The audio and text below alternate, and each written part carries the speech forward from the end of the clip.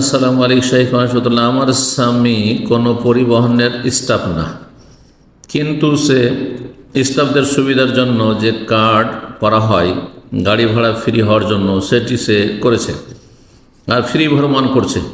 আমি মনে করি এটা এক ধরনের প্রতারণা, এতে কোনো সন্দেহ নেই। মান গাশশানা ফালাইসা মিন্না, যারা প্রতারণা করবে, ধোঁকা দিবে, তারা আমার দলভুক্ত নয়। নবী সাল্লাল্লাহু আলাইহি ওয়াসাল্লাম বলেছেন, নবী নিজের উম্মতে শামিল করতে চাননি।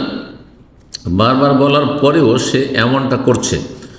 উল্টো ধমক দেই, বলে আমি শুধু করছেন না, অনেক লোকেরাই করে থাকে, অনেক লোকেরাই জাহান্নামে যাবে, অধিকাংশ লোকেরাই জাহান্নামে যাবে।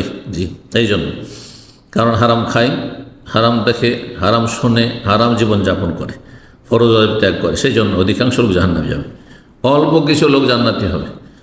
এখন আমার করণীয় কি? জি, আপনার করণীয় তাকে উপদেশ দেওয়া, স্বামীকে উপদেশ দেওয়া।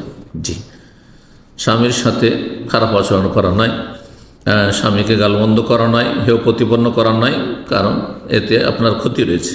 জি, সে ছোট একটা জব করে, সেখানে ফ্রি মিক্সিং সালাত পড়তে সময় দেয় না।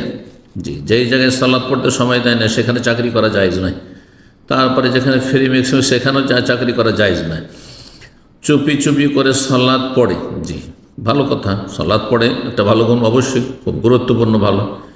জি, আর তারপরে ভালো জায়গা খুঁজবে যেখানে প্রকাশ্যে সালাত পড়তে পারবে, কিন্তু ফরজ সালাতের টাইম নেবে। মালিক যদি সুন্নত পড়ার টাইম না দেয়, কোনো দোষের কথা নেই, দিচ্ছে না, বাড়িতে এসে পড়বেন।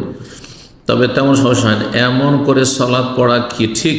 হ্যাঁ, সালাত পড়তে হবে, সালাত পড়তে হবে, আপনার চাকরি থাক আর না থাক। আর তারপরে প্রকাশ্যে না পড়তে পারলে, যেমন অনেক জামানে এমন গিয়েছে মুসলিমদের ওপর, স্পেনে একসময় গিয়েছে, রাশিয়াতে গিয়েছে, সোভিয়েত ইউনিয়নে গিয়েছে, চায়নায় গিয়েছে, কমিউনিস্ট জালেমদের দেশে, যে সেখানে ইসলাম চর্চা করা নিষিদ্ধ ছিল কঠোরভাবে।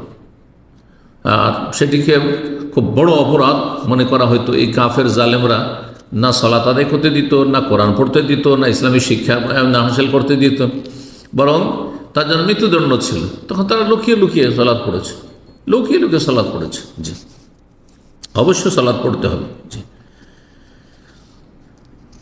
জব খুঁজতে গিয়ে বেকারত্ব হয়ে বিদেশে যাওয়ার জন্য প্ল্যান করে প্রায় 4 লাখ টাকা ঋণ হয়েছে। এখন আমাদের করণীয় কি? যথাসাধ্য আল্লাহকে ভয় করবেন এবং গুনাহ থেকে বাঁচার চেষ্টা করবেন।